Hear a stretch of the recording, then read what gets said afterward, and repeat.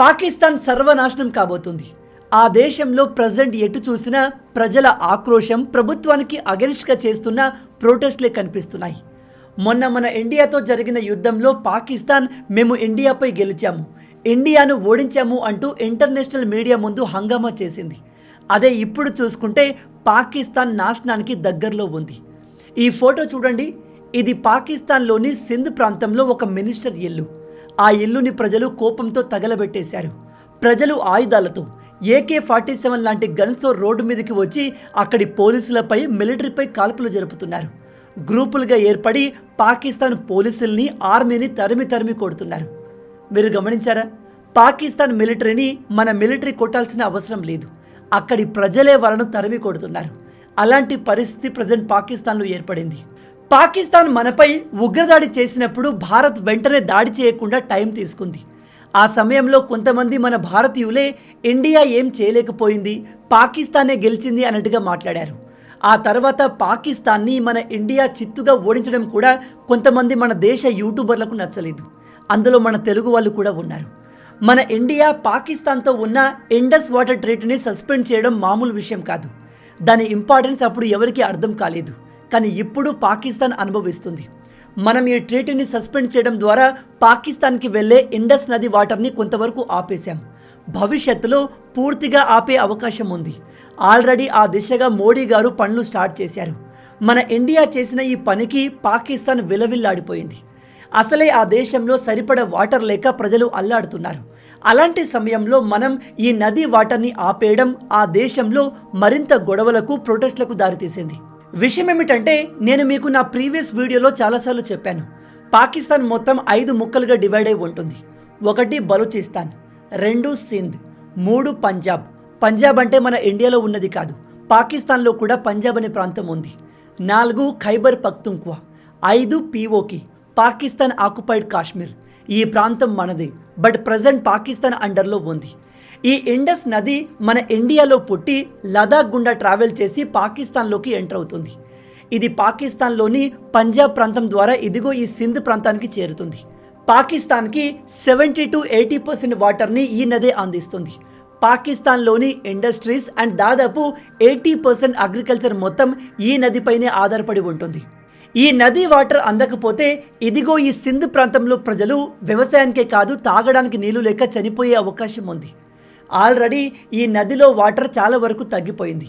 And ఇప్పుడు మనం ఈ ట్రీటీని సస్పెండ్ చేసి కొంతవరకు వాటర్ని ఆపేశాం.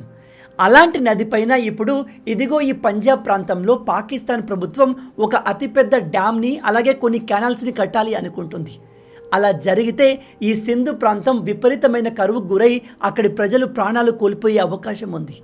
అందుకే పాకిస్తాన్ ప్రభుత్వం పంజాబ్ ప్రాంతంలో డ్యామ్ కడుతున్నాము అని ప్రకటించిన వెంటనే ఈ సింధ్ ప్రాంతంలో భారీ ఎత్తున ప్రొటెస్టులు మొదలయ్యాయి. ఇప్పుడు ఆ ప్రొటెస్టులు భారీగా పెరిగి అక్కడి ప్రజలు మిలిటరీని, పోలీసులను టార్గెట్ చేసి కొడుతున్నారు. నిజానికి మొదటి నుంచే ఈ సింధు ప్రాంతం ఒక ఇండిపెండెంట్ కంట్రీగా మారాలి అనుకుంటుంది. ఇక్కడి ప్రజలు ఎప్పటి నుంచో దానికోసం పోరాడుతున్నారు. ఇప్పుడు ఈ ప్రాంతానికి వచ్చే వాటర్ని కూడా ఈ పంజాబ్లో ఉన్న పాకిస్తాన్ ప్రభుత్వం ఆపేయడంతో వీళ్ళు మరింత బలంగా సెపరేట్ కంట్రీ కావాలని పోరాడుతున్నారు. ఈ సింధు ప్రజల బాధ ఏమిటంటే, అసలే ఇండస్ నదిలో వాటర్ లెవెల్ తగ్గి ఇబ్బంది పడుతున్నాం. అలాంటి సమయంలో పాకిస్తాన్ ఇండియా పైన ఉగ్రదాడి చేసి ఇండియాతో యుద్ధానికి వెళ్ళింది. దాంతో ఇండియా ఇండస్ వాటర్ ట్రీటీని సస్పెండ్ చేసి నదీ వాటర్ని పూర్తిగా ఆపాలని చూస్తుంది. దీనంతటికి కారణం పాకిస్తానీ ఆర్మీ. అందుకే మేము పాకిస్తాన్ దేశంలో ఉండాలి అనుకోవట్లేదు అని ఈ సింధు ప్రజలు సెపరేట్ దేశం కోసం భారీ లెవెల్లో ప్రొటెస్ట్ చేస్తున్నారు.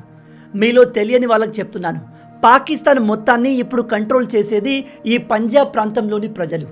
ఇలా ఎందుకు చెప్తున్నాను అంటే, పాకిస్తాన్ ప్రభుత్వంలో పవర్ఫుల్ పొజిషన్లో ఉండే అందరూ ఈ ప్రాంతానికి చెందిన వారే. మిలిటరీలో, గవర్నమెంట్లో పెద్ద పొజిషన్లో ఉన్న ఆల్మోస్ట్ అందరూ ఈ పంజాబ్ ప్రాంతానికి చెందిన వాళ్ళే. ఈ సింధు ప్రాంతానికి చెందిన ప్రజలకు అలాగే బలూచిస్తాన్ ప్రాంతానికి చెందిన ప్రజలకు పాకిస్తాన్ ప్రభుత్వం ఎక్కువగా ఇంపార్టెన్స్ ఇవ్వదు. నిజం చెప్పాలంటే పాకిస్తాన్ని ఒక పంజాబ్ దేశం అని చెప్పవచ్చు. ఎందుకంటే ఈ దేశం మొత్తంలో కేవలం ఈ ఏరియాలో మాత్రమే అభివృద్ధి జరిగింది. ఈ పాకిస్తాన్ ప్రభుత్వం బలూచిస్తాన్ ప్రాంతం నుంచి సహజ వనరుల్ని ఎన్నో సంవత్సరాల నుంచి దోచుకుంటుంది. కానీ ఈ ప్రాంతంలో ఉంటున్న ప్రజలకు ఎటువంటి అభివృద్ధి చేయలేదు. ఇప్పటికీ ఆ ప్రాంతాలు ఎడారి ప్రాంతాలుగానే ఉన్నాయి. అందుకే బలూచిస్తాన్ లిబరేషన్ ఆర్మీ ఏర్పడి పాకిస్తాన్ ఆర్మీతో పోరాడుతుంది. రీసెంట్గానే వాళ్ళు దాదాపు 40 నుంచి 50 మంది పాకిస్తానీ ఆర్మీని అంతం చేశారు. ఇప్పుడు పాకిస్తాన్ ఈ సింధు ప్రాంతానికి వెళ్ళే వాటర్ని కూడా ఆపేస్తుంది. దారుణమైన విషయం ఏంటో తెలుసా? పాకిస్తాన్ ఈ పంజాబ్ ప్రాంతంలో ఇండస్ వాటర్ని ఆపేది ప్రజల అవసరానికి కాదు. ఈ ఏరియాలో చాలా మట్టుకు ఎడారి ప్రాంతాలు ఉన్నాయి. ఆ ప్రాంతాల్ని మళ్ళీ డీడెసిడిఫికేషన్ అంటే ఆ ప్రాంతాల్ని మళ్ళీ పచ్చగా చేయడానికి, సస్యశ్యామలం చేయడానికి ఈ వాటర్ని ఉపయోగిస్తారు. అంటే ఎడారిని పచ్చగా మార్చేందుకు ఈ సింధు ప్రాంత ప్రజల్ని బలి తీసుకుంటున్నారు. అది ఈ ప్రజలకు అస్సలు నచ్చలేదు. నిజం చెప్తున్నాను, ఇప్పుడు సింధు ప్రాంతంలో జరుగుతున్న ప్రొటెస్టులు చేదాటిపోయాయి. వాటిని ఆపే అంత కెపాసిటీ పాకిస్తాన్కి కూడా లేదు. కాబట్టి ఖచ్చితంగా పాకిస్తాన్ ముక్కలు కాబోతుంది. ఇక్కడ ఇంకో ముఖ్యమైన విషయం ఏమిటంటే ఇప్పుడు ఆఫ్ఘనిస్తాన్ కూడా రంగంలోకి దిగింది. ఆఫ్ఘనిస్తాన్లో ప్రవహించే ఒక నది పాకిస్తాన్లోకి ఎంటర్ అవుతుంది. దాని పేరే కునార్ రివర్. ఇది పాకిస్తాన్ ఆఫ్ఘనిస్తాన్ బార్డర్లో పుట్టి ఆఫ్ఘనిస్తాన్లో ప్రవహించి మెల్లగా పాకిస్తాన్లో ఎంటర్ అయి చివరికి ఇండస్ రివర్లో కలుస్తుంది. అయితే ఇప్పుడు ఆఫ్ఘనిస్తాన్ కూడా ఈ రివర్ పైన అతిపెద్ద డ్యామ్ని కట్టాలని ప్లాన్ చేస్తుంది. అసలే పాకిస్తాన్కి వచ్చే చాలా మటుకు వాటర్ని మనం పైనే ఆపేస్తున్నాం. మళ్ళీ ఇప్పుడు ఆఫ్ఘనిస్తాన్ కూడా అదే పని చేయబోతుంది. మీరు ఇక్కడ చూసినట్టయితే ఈ ప్రాంతంలో ఆఫ్ఘనిస్తాన్ ఒక అతిపెద్ద డ్యామ్ని కట్టబోతుంది. అంటే పైనుంచి మనం ఇటు సైడ్ నుంచి ఆఫ్ఘనిస్తాన్ పాకిస్తాన్లోకి వాటర్ వెళ్లకుండా ఆపేయబోతున్నాం. అలా జరిగితే పాకిస్తాన్ ప్రజలే అక్కడి ప్రభుత్వానికి పూర్తి అగెనిస్ట్గా మారుతారు. దాంతో ఆ దేశం ముక్కలు కావడం గ్యారంటీ. ఇప్పుడు మీలో కొందరికి అనిపించవచ్చు, ఆఫ్ఘనిస్తాన్ దగ్గర ఒక డ్యామ్ని కట్టేంత డబ్బు ఉందా బ్రో అని. ఆఫ్ఘనిస్తాన్ దగ్గర డబ్బు ఉండాల్సిన అవసరం లేదు. ఆఫ్ఘనిస్తాన్కి మనకు చాలా మంచి రిలేషన్స్ ఉన్నాయి. ఆఫ్ఘనిస్తాన్లో ఇండియన్స్కి చాలా రెస్పెక్ట్ ఇస్తారు. ఎందుకంటే మనం ఆఫ్ఘనిస్తాన్కి చాలా హెల్ప్ చేశాం. ఆ దేశంలో అనేక హాస్పిటల్స్ని కట్టాము. ఆల్రెడీ ఆ దేశం కోసం మనం సాల్మా అనే ఒక అతిపెద్ద డ్యామ్ని కట్టాము.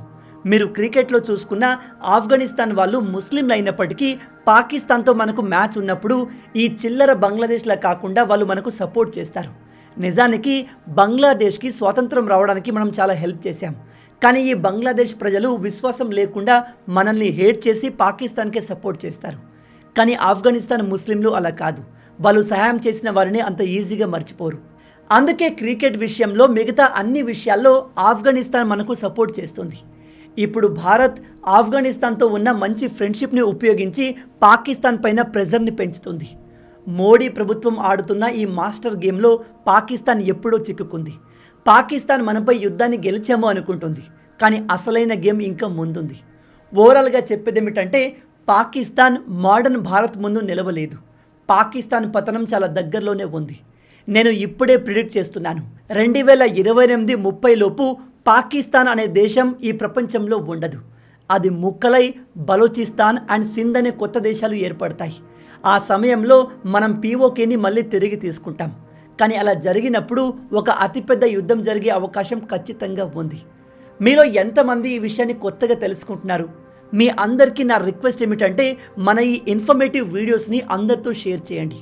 ఎందుకంటే చాలామంది ఇప్పటికీ ఇండియా పాకిస్తాన్తో యుద్ధంలో పెద్దగా పర్ఫామ్ చేయలేదు, మనమే ఓడిపోయాము అనే డైలమాలో ఉన్నారు. అలాగే మన దేశంలోని కొంతమంది జర్నలిస్టులు, యూట్యూబర్ల ముసుగులో పాకిస్తాన్ కోసం పనిచేస్తున్నారు. వీళ్ళు మోడీ పైన, బీజేపీ పైన ఉన్న కోపంతో పాకిస్తాన్ని పొగుడుతూ మాట్లాడుతున్నారు. అండ్ పాకిస్తాన్ యుద్ధంలో చిత్తుగా ఓడిపోయినప్పటికీ మేమే గెలిచాము అని ప్రపంచానికి చెప్పుకుంటుంది. పాకిస్తాన్ స్ట్రెంగ్త్ ఏమిటంటే వాళ్ళు అబద్ధాన్ని కూడా చాలా కాన్ఫిడెంట్గా చెప్తారు. పాకిస్తాన్ ప్రైమ్ మినిస్టర్ వరల్డ్ మీడియాతో చెప్తాడు, మేము ఇండియాకు చెందిన 5 ఫైటర్ జెట్లను, అడ్వాన్స్ రఫైల్ ఫైటర్ జెట్లను కూల్చేశాము అని. అది కంప్లీట్గా అబద్ధం. దానికి సంబంధించిన ఎటువంటి ఎవిడెన్స్ కానీ, ప్రూఫ్స్ కానీ పాకిస్తాన్ దగ్గర లేవు. వాళ్ళు నోటికి వచ్చినట్టుగా ఇలా వాగుతూ ఉంటారు. అండ్ ప్రజెంట్ మన ఇండియా అభివృద్ధి చెందుతున్న వేగాన్ని చూసి ఈ వెస్టర్న్ దేశాలు కూడా మనకు అగెన్స్ట్గా మారాయి. అందుకే ఈ వెస్టర్న్ దేశాల మీడియా మన ఇండియా గురించి పాజిటివ్గా న్యూస్ని కవర్ చేయట్లేదు. కాబట్టి మన గురించి, మన భారత్ గురించి, మన ఆర్మీ పవర్ గురించి ప్రపంచానికి మనమే తెలియజేయాలి. అలా చేయాలి అంటే ముందు మన భారతీయులకు ఈ విషయాలు తెలియాలి. అందుకే ప్రతి ఒక్కరికి ఈ వీడియోను షేర్ చేయండి. మన మోడర్న్ భారత్ ఏ దేశానికి తక్కువ కాదు. రేపు చైనా, బంగ్లాదేశ్, పాకిస్తాన్తో ఒకేసారి యుద్ధం వచ్చే పరిస్థితి ఉన్నా వెనక్కి తగ్గకుండా ఈ 3 దేశాలతో పోరాడే టెక్నాలజీ, పవర్ మన దగ్గర ఉంది. చైనాని సూపర్ పవర్ అని పొగుడుతూ చాలామంది మన భారతీయులే మాట్లాడతారు.